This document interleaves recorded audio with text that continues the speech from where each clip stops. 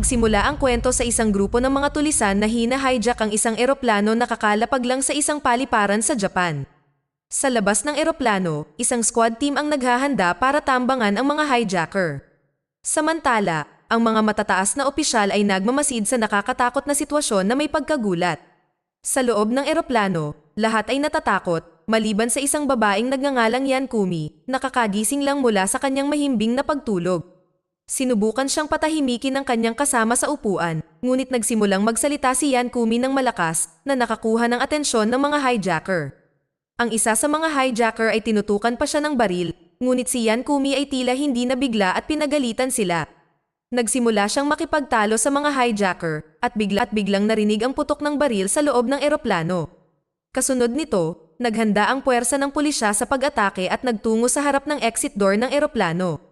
Gayunpaman, nabigla ang lahat nang matuklasan nila na ang mga hijacker ay natalo na ni Yan Kumi. Nag-viral sa live na telebisyon ang heroic act na ito na ginagawang instant sensation si Yan Kumi. Sa bahay, ipinagdiwang siya ng pamilya ni Yan Kumi at sinabing labis nilang ipinagmamalaki ang kanyang katapangan. Lumalabas na hindi ordinaryong babae si Yan Kumi at kabilang siya sa isang makapangyarihang pamilya ng Yakuza. Ang kanyang mga magulang ay namatay noong siya ay bata pa. Kaya siya ang ika-4 na henerasyong tagapagmana pagkatapos ng kanyang lolo. Higit pa rito, lumalabas na si Yan Kumi ay nagtatrabaho bilang isang guro sa matematika sa Akado High School sa nakalipas na 7 taon. Gayunpaman, inilihim niya ang kanyang background mula sa kanyang mga mag-aaral at kapwa-guro. Kinabukasan, pagdating ni Yan Kumi sa paaralan, napansin niya ang kanyang mga kasamahan na tinatalakay ang kamakailang pagliligtas ng eroplano mula sa mga hijacker. Biglang pumagitna ang principal at tinapos ang usapan nila.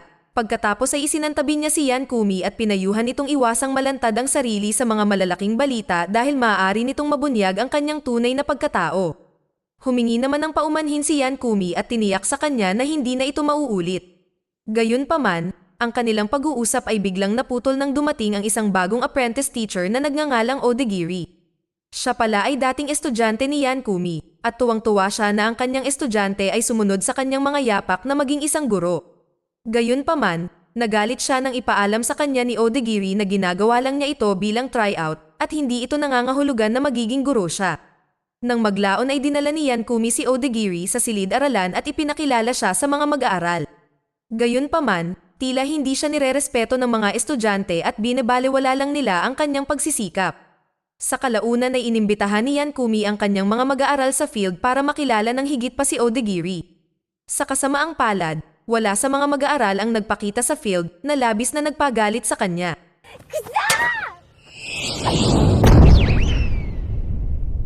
Samantala, makikita natin ang 5 estudyante sa bubong na ang pinuno ay isang lalaking nagngangalang Reita. Pinag-uusapan ni Reita at ng kanyang mga kaibigan kung bakit biglang bumalik si Odegiri bilang isang guro dahil siya ay dating napakagulong estudyante. Sa sumunod na eksena, nagtitipon ang mga dating estudyante ni Yan Kumi sa isang kafe at pinag-uusapan na nakita nila si Yan Kumi na may kasamang lalaki. Nagulat sila dahil hindi nila maisip na kaya pala ni Yan Kumi na maghanap ng boyfriend.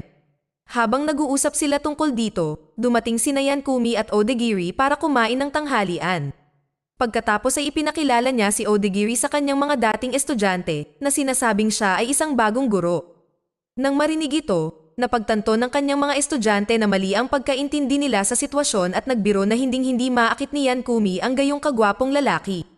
Nang marinig ito, naging masama ang pakiramdam ni Yan Kumi at pinagalitan sila, ngunit pinigilan siya ni Odegiri.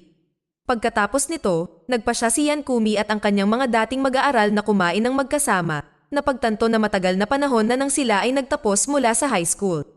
Habang kumakain sila, nagsimula silang magbahagi ng mga kwento tungkol sa kung ano ang kanilang pinagkakaabalahan mula noong graduation. Nang maglaon, inamin ng isa sa mga mag-aaral na noong una ay naisip nilang lahat na hindi kakayanin ni Yan Kumi ang pagtuturo at magkukwit ng maaga. Gayunpaman, nagulat sila nang makitang hindi lang siya nagtagumpay kundi nagtatrabaho pa rin siya bilang guro sa parehong high school. Nang marinig ito, nakaramdam ng emosyonal si Yan Kumi at nagsimulang umiyak, kaya agad siyang humingi ng tawad at inaliw ng kanyang mga estudyante. Samantala, lumipat ang eksena sa mga kaibigan ni Reita na kasalukuyang nakatambay sa gilid ng kalsada. Bigla silang nakaharap ng isang motorcycle gang na sinusubukang mangikil ng pera mula sa kanila. Nang makita ito, mabilis na pumasok si Reita at sinabihan ng gang na huwag abalahin ang kanyang mga kaibigan. Dahil dito, nag-away sila, ngunit madaling nagtagumpay si Reita na talunin ang gang. Nang gabing iyon, inanyayahan ni Yankumi si Odagiri sa kanyang bahay para sa hapunan. Ipinakilala niya siya sa kanyang pamilya at binanggit na lagi niyang pinapangarap na imbitahan ang kanyang mga mag-aaral para uminom at makipag-hangout sa kanila. Pagkaraan ng ilang oras, medyo naparami na ang nainom ni Yankumi, dahilan para siya ay makatulog.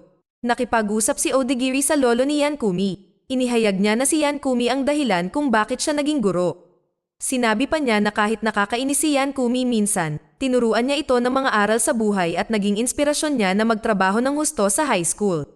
Kinabukasan, habang papunta sila sa paaralan, hindi inaasahang nakatagpo ni Yankumi ang dalawa sa kanyang mga dating estudyante, na medyo magulo noong mga araw ng kanilang pag-aaral.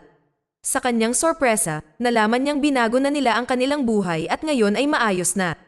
Gayunpaman, hindi nagtagal ay nabaling ang kanyang atensyon sa isang lalaking nagsasalita sa malapit. Habang papalapit siya sa lalaki ay napansin niyang kahawig ng mukha nito ang dati niyang kasintahan. Ang lalaking ito pala ay si Kurosu Kentaro at siya ang may-ari ng pinakamalaking IT company sa Japan. Nilalayon niya ngayon na palawakin ang kanyang impluwensya sa pamamagitan ng pagtakbo para sa posisyon ng gobernador.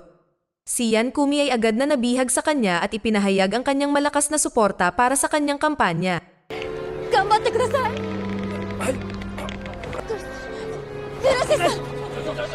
Lumipat ang eksena sa Okado High School, kung saan hindi inaasahang lumitaw ang isang motorcycle gang. Sila pala ang mga miyembro ng kilalang-kilalang grupo na tinatawag na Black Skull na bumalik upang maghiganti kay Reita. Pati ang mga guro ay natatakot sa kanila, kaya agad na tumawag ng pulis ang principal para humingi ng tulong. Nang marinig ang paparating na mga sirena ng pulis, nagpasya ang mga miyembro ng Black Skull na umatras sa ngayon, ngunit nangako silang babalik upang maghiganti kay Reita. Kasunod nito, ipinatawag ng principal si Reita at ang kanyang mga kaibigan sa kanyang opisina at pinagalitan sila dahil sa gulo sa paaralan.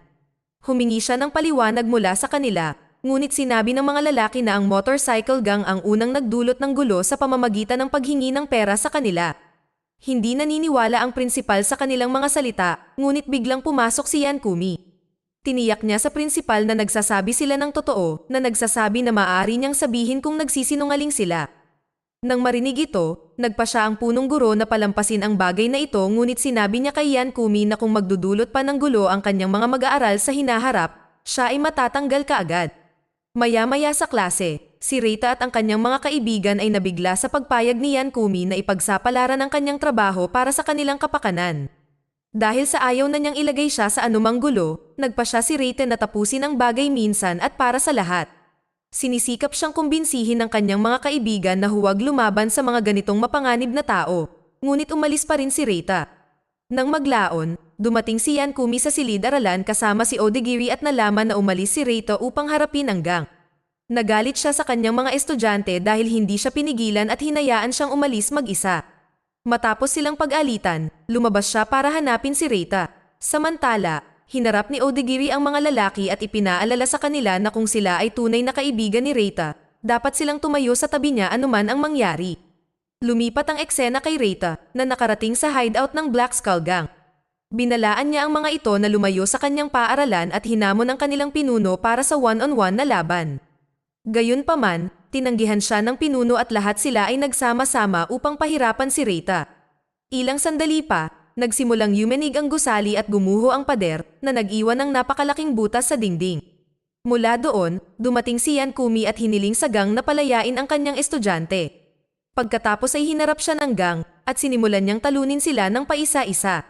Siya ay nadaig pa rin ng mga ito, ngunit nang ang lahat ng pag-asa ay tila nawala, si Odagiri ay dumating at tinulungan siya. Pagkatapos ay binugbog ng dalawa ang grupo at kalaunan ay tumakbo sila. Sa sandaling iyon, dumating din ang mga kaibigan ni Reita at nagpasalamat kay Yankumi sa kanyang tulong. Nalilito, tinanong ni Reita kung paano nagagawang lumaban ng ganito ang isang ordinaryong guro. Sinagot niya ito na nagawa niyang lumaban dahil nagmamalasakit siya sa kanyang mga estudyante. Kinaumagahan, sinimula ni Reita na tratuhin si Yankumi ng may higit na paggalang at binati siya ng kanyang mga kaibigan ng magandang umaga. Nang makita ito, tuwang-tuwa si Yankumi na sa wakas ay pinahahalagahan siya ng kanyang mga estudyante. Pagkatapos, dumating ang ilang pulis sa paaralan na ikinagulat ni Yankumi.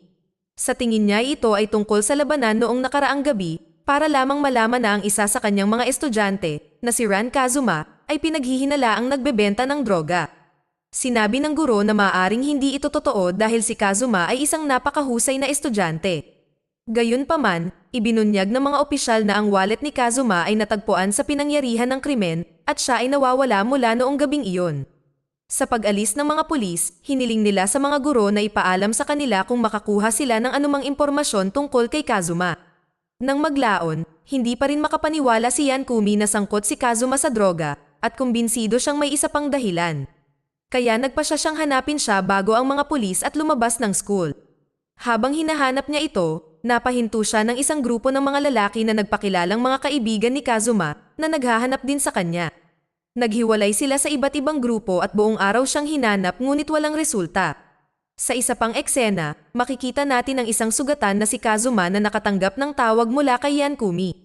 Gayunpaman, pagkatapos mag-isip ng ilang sandali, nagpa siyang huwag sagutin ang telepono. Pagkatapos ay napansin niya ang isang kotse ng pulis kaya dali-dali siyang nagtago sa ilalim ng tulay.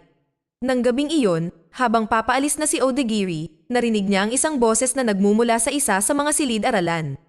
Sa pagsuri, natuklasan niya si Kazuma na nagtatago doon. Maya-maya, dumating na rin si Yankumi kasama ang ibang mga estudyante. Tinanong niya si Kazuma tungkol sa kung bakit hindi siya tumawag sa kanya at sinabi niya na hindi niya nais na ilagay siya sa gulo. Pagkatapos ay ipinaliwanag niya na kamakailan lamang ay nakakuha siya ng trabaho sa paghahatid ng kung anong bagay ngunit walang ideya kung ano ang nasa loob nito. Ngunit kagabi ay hindi niya sinasadyang nalaglag ang package at may napansing droga sa loob. Natakot siya at sinabing gusto na niyang umalis. Gayunpaman, sinimulan siyang bugbugin ng mga lalaki at umalis lamang nang dumating ang mga pulis. Tumakbo rin si Kazuma mula doon, ngunit sa kasamaang palad, naiwan niya ang kanyang wallet. Nang marinig ang kwentong ito, nagtanong si Yankumi kung bakit kailangan niya ang trabaho at ipinaliwanag niya na ito ay upang suportahan ang kanyang kapatid na babae. Pinanatag niya ito, sinabing hindi niya kasalanan at nag-alok kay Kazuma at sa kanyang mga kaibigan ng isang lugar na matutuluyan sa kanyang bahay magdamag. Maya-maya sa bahay, inutusan ni Yankumi ang kanyang mga alapores na imbestigahan ang nagbebenta ng droga na ito. Hindi nagtagal, matagumpay nilang nalaman na ang utak sa likod ng ilegal na negosyo ay si Kentaro. Hindi lang siya mayaman, ngunit napaka-maimpluwensya rin kaya mahirap siyang harapin at ilantad ang kanyang mga krimen. Nang marinig ito, nagalit si Yankumi at nanumpa na ilalantad sa publiko ang mga aksyon ni Kentaro. Sa sandaling iyon, narinig ni Kazuma at ng kanyang mga kaibigan ang pag-uusap at nagpa siya na isagawa ang mga bagay sa kanilang sariling mga kamay upang mailigtas si Yankumi sa karagdagang gulo. Kinabukasan, pumunta si Kazuma at ang kanyang mga kaibigan sa punong tanggapan ni Kentaro upang maghanap ng ebidensya. Kasabay nito, papunta na rin doon sina Yankumi at Odagiri. Pagdating, nasaksihan nila ang mga mamamahayag na naghahanda ng mga campaign materials para kay Kentaro. Pagkatapos, sinubukan ni Yankumi at Odagiri na pumasok sa silid ni Kentaro. Samantala, natuklasan ni Kazuma at ng kanyang mga kaibigan ang isang silid na puno ng mga kahon na naglalaman ng droga, ngunit biglang dumating ang mga tauhan ni Kentaro at napansin sila. Pagkatapos ay itinaas nila ang kanilang mga baril at naghanda upang barilin si Kazuma at ang kanyang mga kaibigan. Sa kabutihang palad, dumating si Yankumi sa tamang oras at pinabagsak silang lahat. Samantala, nagsimula na si Kentaro na maghatid ng isang talumpati na nakastream ng live. Sa kanyang pahayag, nangako siyang pagbubutihin ang lungsod kung siya ay mahalal bilang gobernador. Habang nagsasalita siya, dumating si Yankumi sa entablado at ibinunyag ang lahat ng krimen na ginawa niya. Higit pa rito, lumitaw ang kanyang mga mag-aaral sa likod ng entablado at ipinahayag ng live ang lugar kung saan itinatago ni Kentaro ang lahat ng droga. Nang makita ito, ang mga taga-suporta ni Kentaro ay natakot at mabilis na umalis sa lugar. Pagkatapos ay nagalit si Kentaro at sinabihan ng kanyang mga tauhan na tapusin si Yankumi. Samantala, marami ng special troops ang nakatalaga sa labas ng pasilidad. Maging si Reita at ang kanyang barkada ay hindi makapasok dahil pinipigilan sila ng mga awtoridad. Sa kabila ng mga posibilidad, matagumpay na natalo ni Yankumi ang lahat ng alapores ni Kentaro. Pagkatapos ay tinutukan siya ni Kentaro ng baril at inakusahan siyang sinira ang kanyang buhay. Nang maglaon, pinayuhan siya ni Yankumi na sumuko kaagad at ipinaalam sa kanya na maaari siyang magsimulang muli ng bagong buhay. Pagkatapos ng mahabang pag-uusap, si Kentaro sa huli ay sumuko. Di nagtagal, pumasok ang Special Forces sa gusali na handang kumilos laban kay Kentaro. Gayunpaman, pinayuhan ni Yankumi ang mga pulis na huwag siyang barilin dahil pinili niyang sumuko. Sa huli, si Kentaro ay nahuli ng mga pulis habang ang buong bansa ay namangha sa katapangan ni Yankumi. Kinabukasan, naging bagong sensasyon si Yankumi at pinuri ng lahat ng guro, kabilang ang prinsipal, ang kanyang katapangan. Maya-maya sa klase, inanyayahan niya ang kanyang mga mag-aaral na maglaro ng kick the can sa field. Sa una, tahimik ang mga estudyante, ngunit pagkatapos silang himukin ni Reita, lahat sila ay sumama. Nagtatapos ang pelikula habang ang mga estudyante ay nag-e-enjoy na tumatakbo kasama si Yankumi. Dito na nagtatapos ang kwento. Sana ay nagustuhan nyo. Mag-subscribe na kung hindi ka pa nakasubscribe. Pindutin na rin ang notification bell at like button upang matulungan ang channel, and leave a comment down below.